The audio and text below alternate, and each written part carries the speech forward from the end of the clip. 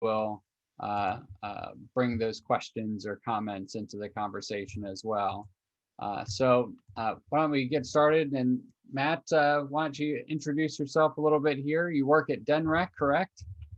I do, yes. Thanks for having us. And from those of us at DENREC, we appreciate the opportunity to show off our Weatherization Assistance Program.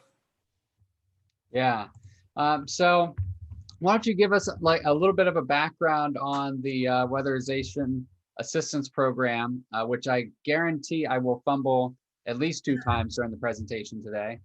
It's a lot in the mouth, as my wife would say. What is the program? Why is weatherization so important? Not only for, of course, reducing energy costs, particularly when it's getting down into the low 30s at night nowadays, but as well for sustainability and in the context of renewable energy. Well, the Weatherization Assistance Program is, an incredible program. It's in every state in the country, some of our territories as well. It's a program for low and moderate income folks who may live in a drafty home, a cold home, a home that's has astronomical utility bills. Sometimes unforeseen problems, can arise that folks don't see for years, generations, decades. And the Weatherization Program, as we kind of call it for short, or our acronym is the WAP. We're really around to ensure energy equality, a good reduction in energy usage, but the 2 major impacts that I think the Weatherization Assistance Program has that's felt the most is sometimes an extreme reduction in the cost of heating and cooling your home, and the comfort that's provided when all of the holes and cracks and crevices in your home are sealed and you have a nice thick layer of insulation, either under your home, in your attic. And we can talk about this for hours, I'm sure. So I'm glad you allotted a good hour for us to discuss. So it's an incredible program. Here in Delaware, it's quite expansive. There are partner programs that we work with where we really do a deep dive into the actual structure, the home that people live in, to ensure that they're able to maximize their comfort in their own home. So yeah, we can talk a little bit more about the details and nitty-gritty as well. Absolutely. I think it's important, beyond the idea of just saving money, which is great. It's important. We should all save money and do what we can to help lower our utility bills. But forgive my dog barking in the background. I'll have a cat walk by here at some point. Yeah, I think the UPS guy. The realities of our world these days, for sure. Indeed.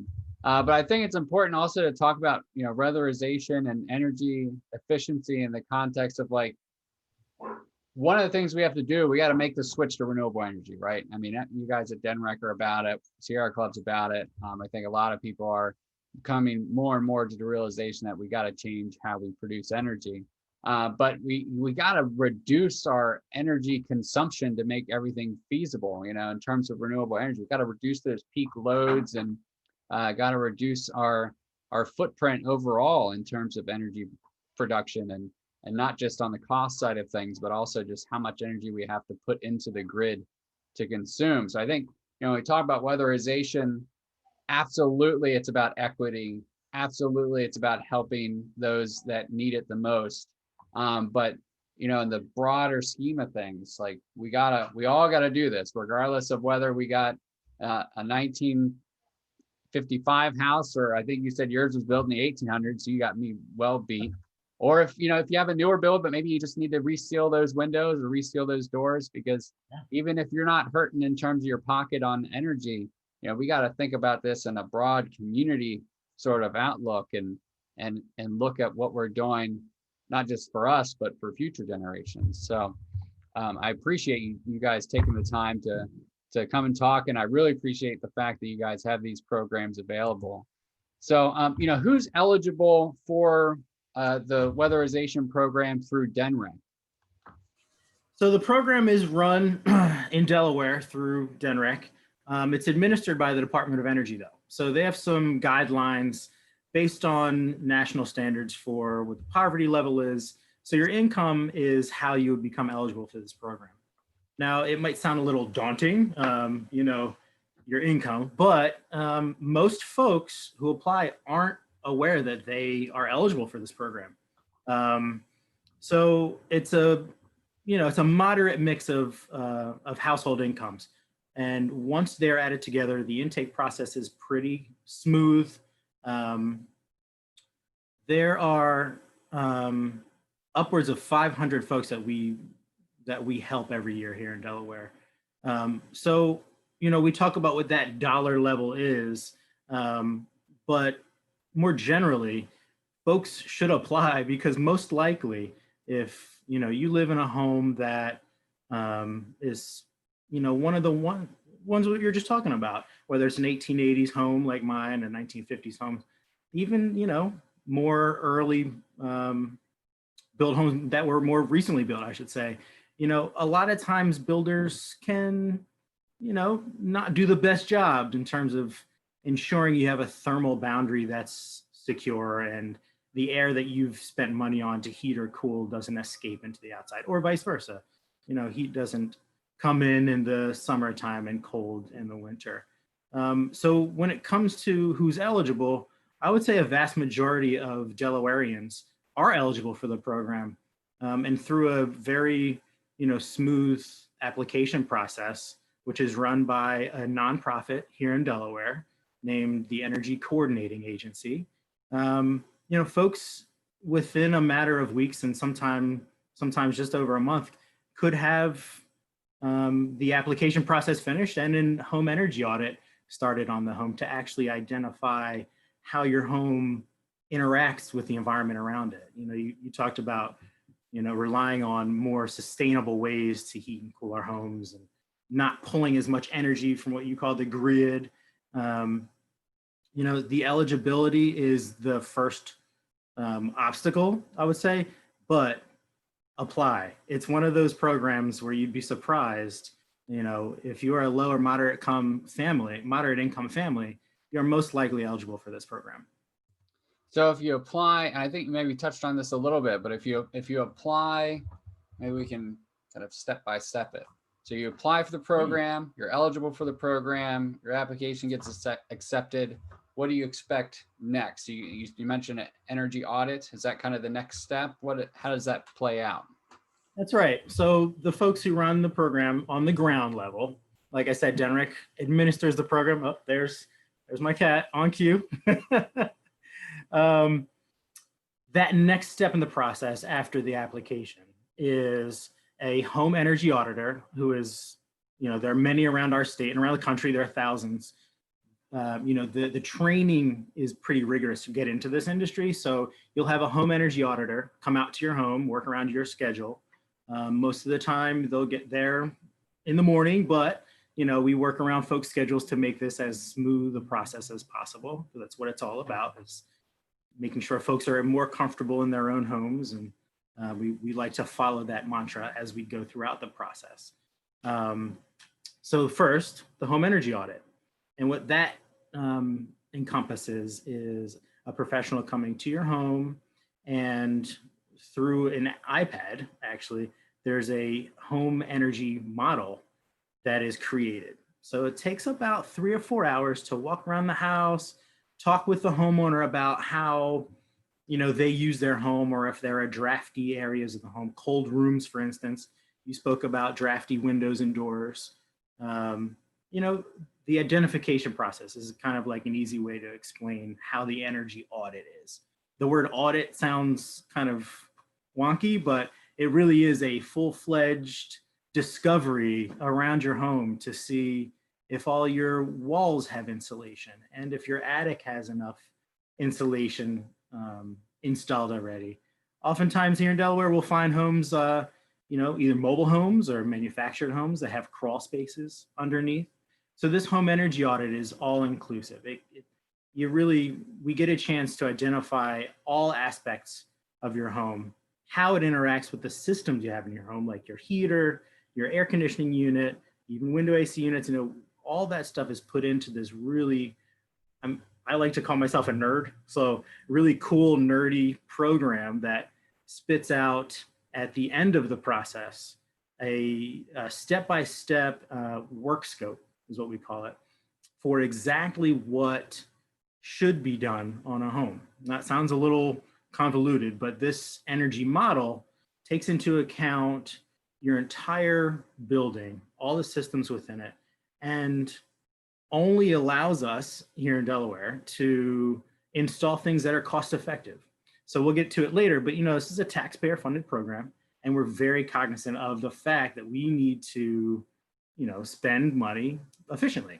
So things that are done on some folks' homes won't be done on others because of the home itself. So this energy audit is a really cool process to identify how efficient your home is, and then to bring it up to the standard that we hold really high here in Delaware. Great, thanks. Yeah, I actually had a home energy audit. Boy, I think it's been about three weeks or so now. COVID time is hard to keep track of. I tell you, COVID time is like, it's all just kind of crams together. It's like, is this still March? I think maybe. Yeah, right. So at any rate, yeah, I had a energy audit. A gentleman came in. Apparently, I'm like an amazing energy person. Apparently the guy was like, "Oh man, you're doing really good. You got all these LED light bulbs." And apparently, back in the day, they didn't believe too much in insulation. So that was my main issue was some insulation issues. But it was really nice to know kind of, is there anything that I could be doing better? Is there a better product that I could be using in terms of, heating or cooling? Is there a better, a water heater situation that I could be using? All that sort of stuff. How's the sealing around my windows and doors? I do need to reseal around the one door, but it was great to kind of have that intricate look at how my home is doing, particularly as I go to get ready to sell. I can say like, look, I had an energy audit. This house is doing great. This will be a good house for, energy wise individual. So that was great. An additional bonus point there for the energy audit. Big time. Yeah. So what kind of costs is there for the applicant? Do they kind of incur any costs for the services? That's like the biggest question we get. And the answer is this program is 100% free as long as you're income qualified. So even the energy audit and everything. That's right. Now we do ask you for your time. So time is valuable. So we always like to work around your schedule, like I said earlier, but it's free. It's almost too hard to believe for some folks. A little challenge. Yeah, you would imagine, right? So as part of my job, I'm the state technical monitor for the program here in Delaware. And oftentimes I'll go out in the field and ensure all the work is being done properly. The energy audits that were conducted were put together accurately based on the building that they were working on, the home energy auditor. But it's the biggest question. I'm so surprised this is a free program. Why don't more people take advantage of it? And that's one of the reasons why we're here. It's a great program. It's oftentimes kind of thought of as, it's a great program. I think I'd qualify, but I probably don't. So I'm not even going to try. So, the more we talk about it with our friends, neighbors, colleagues like yourself, it's mind-boggling the savings that homeowners can often get after the home energy audit and the install is completed on their homes. Yeah, I was looking at some national data on the average savings after a weatherization program has gone through. I mean, it's not like you're saving $20 a year. I mean, it's hundreds of dollars on average. And of course, you're going to have people on either side of that, and some people will save significantly more than that. But hey, if you can come in my house for a couple hours and tell me what's wrong, and I can start making these changes and save a few $100s a year, and I ain't got to pay anything for the audit or anything like that. I mean, that's a pretty sweet gig. Awesome. So what happens for the homes? Because I know there's, some of the older builds, particularly here I live in Wilmington. So here in Wilmington, you have a lot of older builds. Not that, you guys in the 1800s up there in Philly, but, Right. at any rate, what happens if some of the houses are they need some help before we get there? Like have some damage issues that need to be addressed beforehand. How does that work? Great question. And oftentimes the largest barrier to folks being able to weatherize or winterize or add insulation to their homes because they have some sort of problem, for instance, a roof leak or a window or two that might be broken or in disrepair where it doesn't close. There are program funds within our program to fix some things, but we also partner with Energize Delaware to run a pre-weatherization program. Now, this program comes in after our home energy auditor comes to your home and identifies any potential issues that might keep us from being able to air seal or insulate. This program would come in right after the auditor, so before the install, and identify what those problems were. So let's say there's a roof leak, or even better, a window that might be broken. We would have the opportunity to, it might take a couple extra weeks to get this done, but replace that window or fix it in a way that it might ensure that what we install in the home is used at its optimal advantage. So one of the largest problems in my history here, I've worked all over the country, but a lot of the homes here in Philadelphia is where I got my start many years ago. We have old buildings, and Delaware is very similar. And disrepair just happens over time. One of the biggest things I find in Delaware is, if you walk through your home, say you live in a mobile home or a manufactured home, oftentimes you'll find that the floor right inside your doorway can get weathered over time. So, when it rains or if it snows, water collects and deteriorates that part of your floor. That's a big fix that we can come in and do before we actually insulate. Just to touch on some of the deeper aspects of our inspection, first and foremost is health and safety. So we do come in and do an audit, and that turns into sometimes a pre-weatherization visit where things will get fixed before we install insulation. But I don't want to take too much time. We'll get to it, but there are barriers, and no doubt we will be able to overcome most barriers in folks' homes and then proceed to installing insulation and air sealing and such. So what kind of repairs generally are covered in the weatherization process? Not the pre-weatherization. That probably is very much on a case-by-case basis. But very much so. As an example on the weatherization, can you just name a few of the services there? Absolutely. Well, you spoke about water heaters earlier and the fact that you needed one. A lot of times we'll go into homes and the water heater's 15, 20, 25 years old, to the point where in a year, 2 or 5, that water heater might fail, and if you ever, imagine 50 gallons of water or 40 gallons of water in your basement, or God forbid in your kitchen area, that can be a serious problem. So we're able to correct those issues. And what we do is, as best we can, is reinstall the best available technology.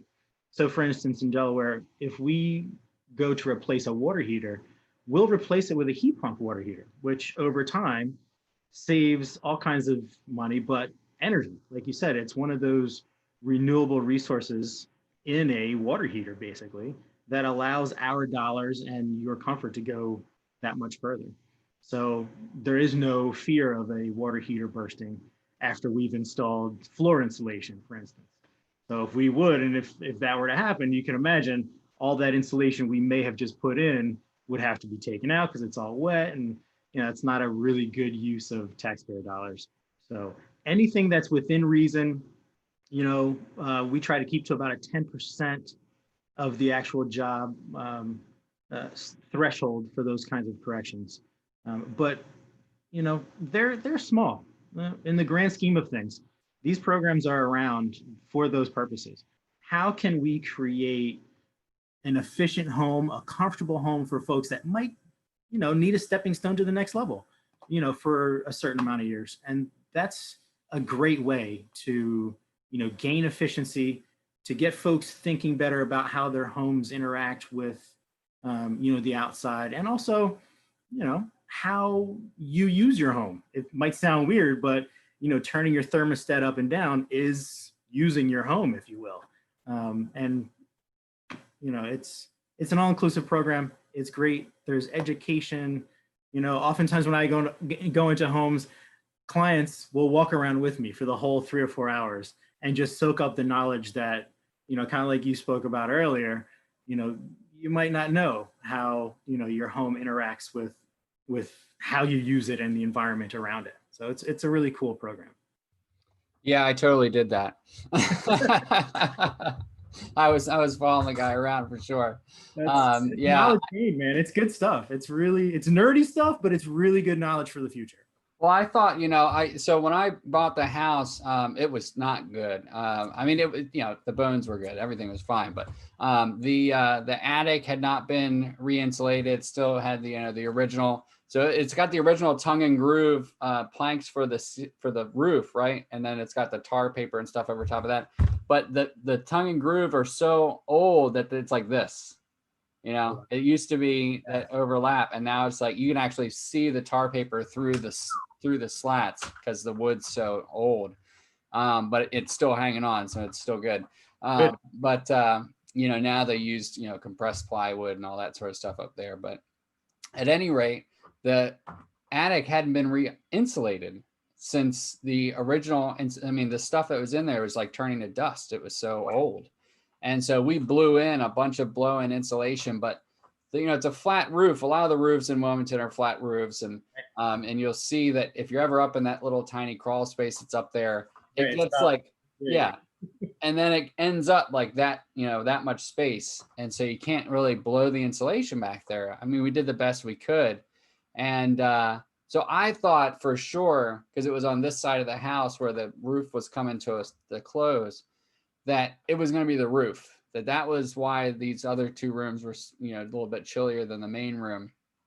And the guy, was doing all these thermal images and everything. And of course, I'm following him all around and watching what he's doing and checking stuff out. And he's showing me on this, screen that no, the ceiling's, perfect. He's got it aimed up at the ceiling. He's like, there's no thermal difference. You did a great job. And then he turned it to the wall. That was, an external facing wall. And he's like, there's the problem. That's the issue, is there's no insulation at all. It's brick plaster, and so there's not, there's not a whole lot I can do about that. But aside from putting in a new wall, but it was cool. Yeah, the Weatherization Assistance Program might be able to help. Yeah, exactly. So I might have to get that in and see what's going on. But that's really common that they run a wall insulation.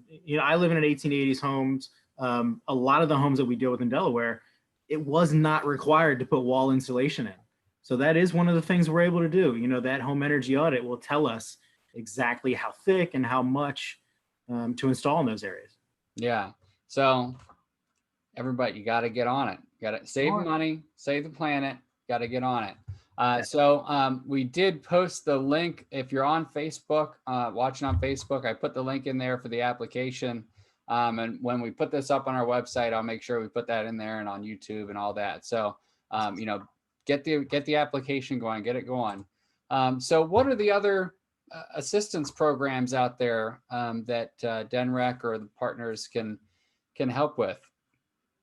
So Delaware is awesome. I'm from Pennsylvania originally, but Delaware is one of the leaders in energy efficiency, not just in our region, but around the country. So, the weatherization program is run through DENREC, but there are so many nonprofits in all 3 counties of Delaware that really do incredible work. Not just for folks who, might have low or moderate income, but, say you're going through a rough spot. There is one program we partner with. It's a nonprofit down in, I believe, Sussex County. It's called Milford Housing. Now, it might be in Milford, but they service the whole state. So for certain things that the weatherization program can't always correct or help folks with, Milford Housing is one of those nonprofits that does absolutely incredible work for the citizens of Delaware. Oftentimes we partner together. There might be a problem with a roof, that I spoke about earlier, and they'll come in. It might take some time for a roof to get replaced through Milford Housing, but that is the kind of partnership that the Weatherization Assistance Program seeks in every state that we're in. But here in Delaware, not just because we're 135 miles long and 35 miles wide, we're so close knit and friendly. Oh, there's my other cat. But there's a lot to offer here in Delaware, not just with weatherization. All the partner groups, church groups around the state are amazing. Whether you live in Wilmington or down in Milford, there's my famous cat. There's a link that we can send you, a list, I should say, of all of the programs that, we have found and that are available for Delawareans around Delaware. That's something you can probably put out with this video in the future. There's so many. It's an amazing state to be a part of. Yeah, definitely. Yeah, we'll put those in the YouTube link and up on our website when we get this published. It should be published probably by Friday. Awesome. So we'll make sure we put all that information up on there for everybody watching. It's cold weather season, so now's the time. Well, it would have been even better to get it before the cold weather season, but yeah, it's never too late, right? Never too late. So I know we partner a lot with Interfaith Power and Light that does a lot of the faith efficiency, as I believe the name of their kind of side organization or project, what have you, that looks at energy efficiency for faith communities, for synagogues and churches and mosques and that sort of thing. Cool. And so they do great work, because a lot of the churches and houses of worship in Delaware are also pretty old and need help with windows and insulation and auditing and that sort of thing. So it really is a number of great programs in Delaware, and over the time period of all these live streams, we'll probably get to half of them, I think, maybe. Maybe. So how, in the moment that we're in right now, where you have, unfortunately, a big spike in COVID, and a lot of people are very, rightfully very concerned about that. How is this process handled now during COVID? That's a great question. Like most of the industries around the country and the world, we took a pause for a short period of time at the end of March, beginning of April, to really take a deep look at how we could continue services safely. COVID-19 is absolutely serious, and my heart goes out to everybody who's been affected by it, and because of it. But we've created, along with the National Association that helps run the weatherization program, along with DOE, along with our state leaders here in Delaware and leaders at DENREC, have created a work path, basically guidelines for our auditors, for our intake workers, for our installers.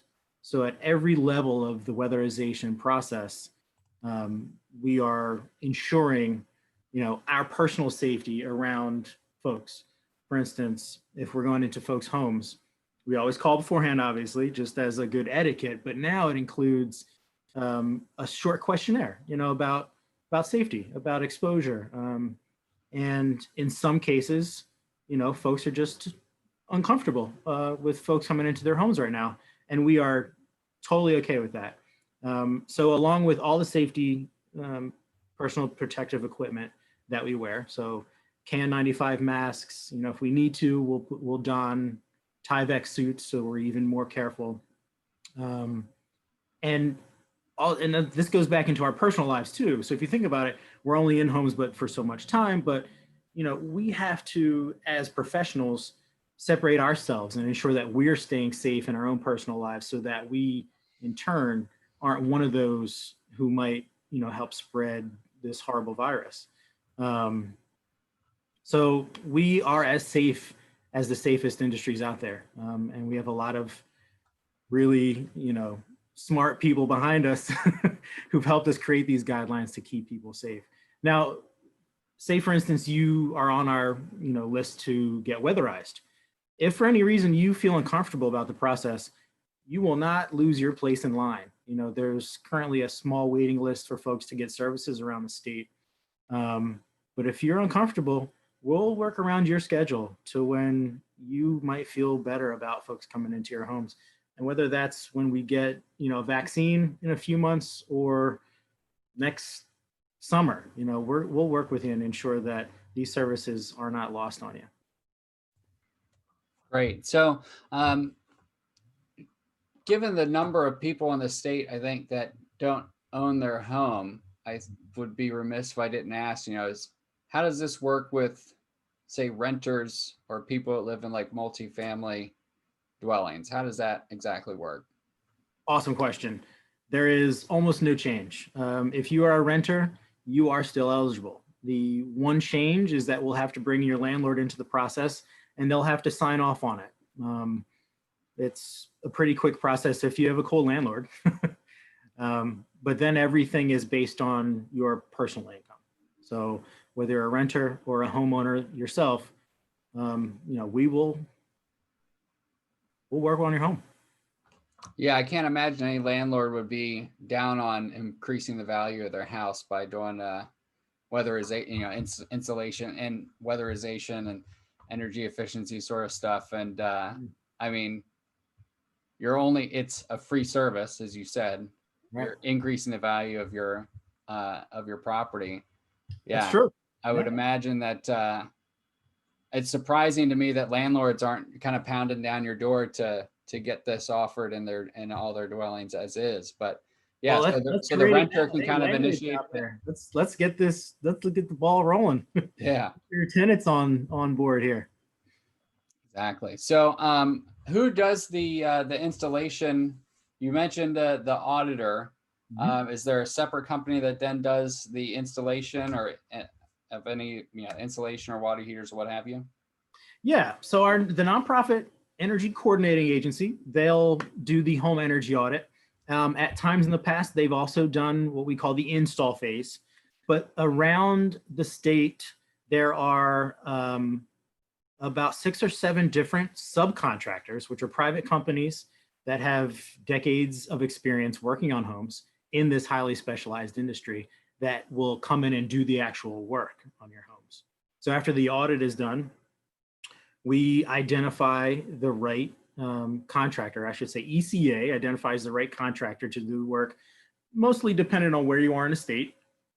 And then that company will run the install process. So their administrative staff will set up the appointment for the installers to come, and then the professionals will come out and do the work. Now, the biggest point of partnering with private industry is that there is always a quality control inspection done on all the work around the state.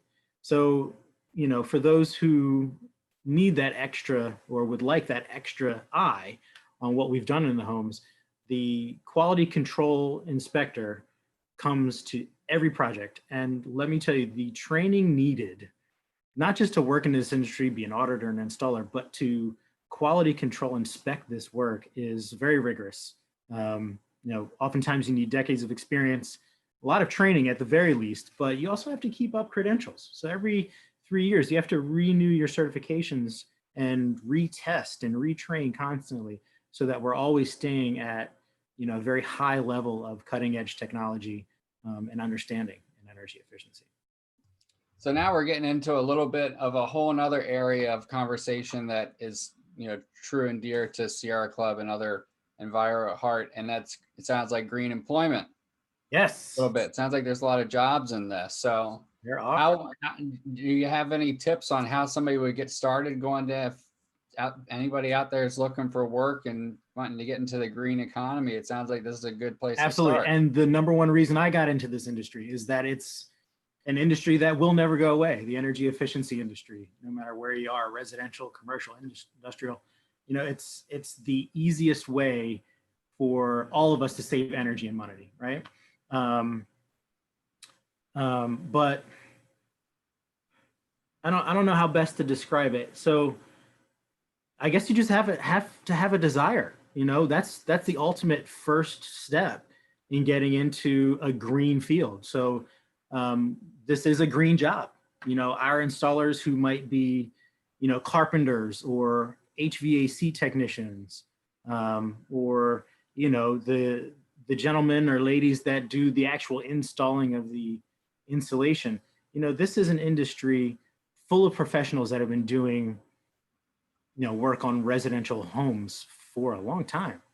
So to take that next step and specialize in energy efficiency is basically like a green carpenter or a green plumber, a green electrician, if you will.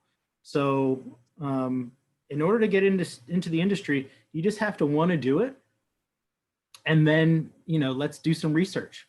The research is out there for, I guess I should step back for a second. The industry itself, the energy efficiency industry, is one of the largest in the country. But you might be surprised at where and what exactly a green job is, or what is an energy efficiency job. So, you know, being highly specialized might sound daunting, but it really just, it's almost a way of thinking. So for instance, I grew up with a carpenter as a father. So I've always had an interest in fixing homes and making them cooler looking.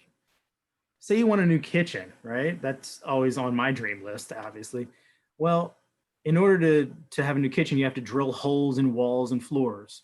You know, you have to sometimes take insulation out of an area to remodel it. Once you start thinking about how whatever work you're doing on your home, how that interacts with how your house might breathe, for instance. If there's a hole in a floor or a wall, you know, old school plumbers might just let it go and say, well, you know, that's not my part of the job, or whatever have you. But that small hole, say the size of a pipe, you know, that hole itself has the potential for, you know, if we're talking about dollars, to be an expensive hole in your thermal boundary. So this is the boundary that insulates all four walls and floor and ceiling in your home. You know, it's just it's just a different way to look at renovating a home, if you will. So, you know, blocking up the holes and the cracks and crevices, you know, around windows, for instance. Oftentimes you don't need a new window. You know, the window needs to be maintained every 5 or 6 years. That caulk gets old and kind of goes away. So if you're your uncle or your father or mother, you know, if they've ever gone around, you know, blocking holes to make sure that draft isn't, you know, letting cold air in the wintertime, they just did like a little green job. They didn't even know about it. So there's a lot of jobs out there. And I have to say, now, I work for DENREC. I work for a private consultant firm that has the contract to be the technical monitor for Delaware for this program. There is so much potential in the energy efficiency world, and specifically in residential building retrofits with this new administration. I don't want to get too much into politics, but the future is really bright for energy efficiency jobs at all levels of the economy, residential, industrial, commercial. With new thinking, there's a lot of jobs out there that with a little change in governance and the idea of, you know, this, you know, building an industry to be better and greater than it has been with forethought and, you know, and a purpose. We want to save people money. We want people to be more comfortable in their homes. Well, there's people that will be employed to make that happen. So with this new leadership coming at the national level, there's a huge opportunity for millions of homes to be insulated, not just through the weatherization program. You know, there's other programs out there for folks who might want to go even deeper into their energy retrofit or have huge homes. But it's coming. Now, we've partnered with some other folks to do live streams in the past, and I've always offered up, you know, my contact to, if folks are out there want to have a conversation about how do I get into this cool green industry, getting in might be easier than you think. So at the end, I can leave my email address, and if folks are interested, I'd be happy to be a resource for folks trying to find more information about how to get into the green economy. Yeah, I know that Biden has talked about net zero emissions in the energy sector and other sectors by I think he said 2050 or some thereabouts. It's a big deal. And that's kind of what we talked about when we opened up with this, that we have to not just think about where our energy is coming from, but where it's going, what it's going to. And so in thinking about, and again, this is why I think it's important to stress that it doesn't matter who you are, whether or not you can afford your energy bills is kind of, in this mindset, irrelevant. You should always seek to reduce your energy footprint, weatherization, energy efficiency, all a part of that. You and I were actually talking a little bit before this about the smart home technology, and we have to think about that too, right? The more devices we have running all the time and have the smart plugs and the smart switches and all that, all that kind of continuously runs power. And we had Susan Love and Angie Bivens on before a while back talking about great folks. Yeah, vampire power, unplugging stuff when you're not using it. So we have to, take all this into consideration and think about what we're doing when we flip on a switch, and think about, which we've gotten so far away from doing, right? We've gotten to the point now where we don't want to think about those sort of things. We don't want to think about like what's happening when we do flip on the switch or we leave the device running all the time. Yeah. We just want it to do that. Whatever it is that is supposed to happen when we flip that switch, as long as that happens, that's the end of the conversation, right? That's the end of the thought. But we gotta, if we're serious about cutting back on climate change and the impacts thereof, we gotta get back to that. We gotta start thinking about what's happening really when we do these things of convenience. So, so let's say I don't want to discourage anybody from applying for the program. You should apply for the program. Yes, please. Let's say that you do apply for the program. You're not qualified, but you still want to do weatherization. So you go out, you're looking for a contractor, some sort of thing. What's the steps then? What are you looking for? How do you go about it if you don't apply? But if you don't qualify, where do you go from there? Great, yeah, always apply. There are other programs that work with folks who are above that income level. Energize Delaware is one of them. Great nonprofit here in Delaware. And for those programs, there is different incentives that homeowners could use. There is a whole gambit of things that a home energy auditor will do for, as part of that process as well. One of the key differences is the homeowner at that level will most likely put some of their money into the pot as well. At the back end, you might get tax breaks or tax incentives to, install more insulation in your attic or, in your crawl space. So this type of program, weatherization, is for everybody. We might be talking about the Weatherization Assistance Program today, but every home in the entire country is eligible for some kind of energy efficiency upgrade. So the industry calls it, moderate income, fee for service work. If you're interested in having a home energy audit done, most likely there's a program in your neck of Delaware. Here in Delaware, it's Energize Delaware, where the same process will happen. You'll get a free home energy audit. Someone will come to your house after you apply and go through that whole process, look through the house, and then create a work scope that they, might recommend, other bigger, larger things that the Weatherization Assistance Program, might not have the resources to do. One of those things might be upgrading your HVAC system. Say you have an old oil burner, furnace in your home. Yeah, there you go. It's still common, even though there's all this new technology out there, that the gradual change in, well, I'm not replacing that unit until it breaks. I mean, that makes sense to me, right? So say you had an old dirty oil boiler, that one of the things that this auditor might recommend is swapping it out for an electric heat pump, the most efficient heat in the world. So programs are there. Wonderful. Yeah. So, well, I appreciate you taking the time. We did find the website.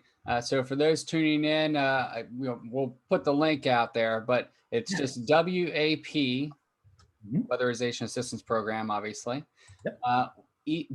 .ECA, which is Energy Coordinating Agency, savesenergy.org. So WAP.ECA savesenergy.org, and you can apply on there to get the gears turning and get your appointment started to get your Weatherization Assistance Program application underway. Apply. You will qualify. If you don't qualify, do your weatherization anyway. Let's save the planet. Do what we got to do. Let's cut our footprint and make this happen. We can do it. We all got to work together, though. So, Matt, I really appreciate you taking the time. Of course, you and I bonded over. You used to work for the Sierra Club, too. I did. So it's just to say that we're all in this together and we're all connected. So let's make it happen. Thank you, everybody. We appreciate it, man. Yeah, really appreciate you and all the work that Rob and Liz and everybody else down there at DENREC is doing. Sierra Club loves you guys, even though we give DENREC a hard time sometimes, but that's okay. So it's going in the right direction, right? Right. All right. So we appreciate you. Thank you, everybody, for watching. Thanks, everybody.